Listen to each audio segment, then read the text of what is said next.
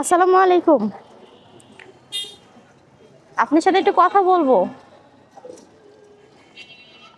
প্রায় প্রায় দেখি আপনাকে এখানে বসে থাকতে, আবার ওদিকে বসে থাকতে দেখি। আপনি কি সমস্যা?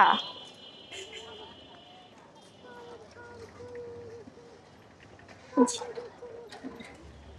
আপনার পায়ে কি হয়েছে? আচ্ছা।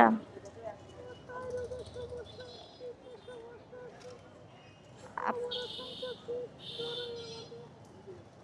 আপনি দেখছি মাশাআল্লাহ অনেক সুন্দর করে বোরকা সুরকা পরে বসেন, পর্দা করেন মনে হয়। আহ, আপনার আহ, পরিবার নাই এখানে? পরিবারে কে কে আছে? আপনার স্বামী স্ট্রোক করছে? আহ, আপনার স্বামী কোথায় এখন? বাসায়। কে দেখেন ওনাকে? ও, আপনার ছেলে মেয়ে কয়জন? দুই মেয়ে এক ছেলে। ছেলে কতটুকু বড়? ছেলে? ও, বাবা মাকে দেখে না। আর মেয়ে কতটুকু? আচ্ছা, পড়াশোনা করে। আচ্ছা আচ্ছা। আপনার দেশের বাড়ি কোথায়? ময়মনসিংহ কোথায়? আপনি মনে তো এইখানেও বসেন, আবার ওই শ্যাকের ট্যাকের দিকেও বসেন, তাই না? আপনার বাসা কোথায় এমনিতে? লিমিটেডে? আচ্ছা। তো এগুলো আপনি প্রেসক্রিপশন না, যে যে দেখে সাহায্য করে শেষে? আচ্ছা। এগুলো আপনার ওষুধ সব, তাই না? কোথায় ডাক্তার দেখেন এমনিতে?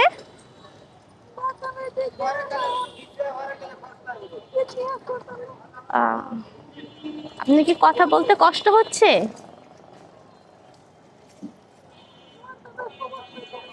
এখানে কতটুক সময়, কখন থেকে কখন এসে বসেন?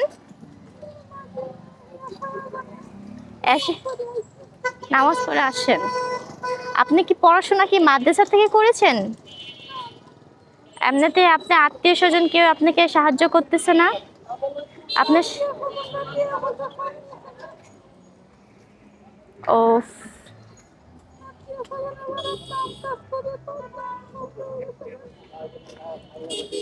আচ্ছা আচ্ছা। আপনার আত্মীয় স্বজন আপনার যা টাকা পয়সা ছিল সব নিয়ে চলে গেছে, এরকম? আহ,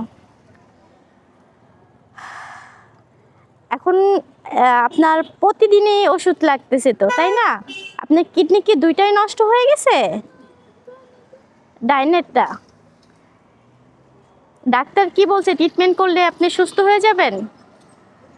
আচ্ছা আচ্ছা।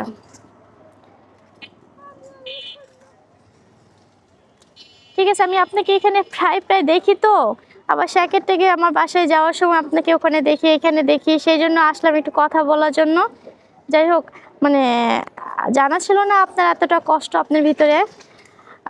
আলহামদুলিল্লাহ, অনেক সুন্দর লাগে যে আপনি এইভাবে পর্দা করে চুপচাপ বসে থাকেন, প্রায় প্রায় দেখি, সেই জন্য কথা বলবো বলবো ভাবে আর বলা হচ্ছিল না। তো আজকে আবার দেখলাম আপনি আছেন, সেই জন্য কথা বলতে আসলাম। যাই হোক, আল্লাহ তাআলা আপনাকে সুস্থতা দান করুক, দোয়া করি।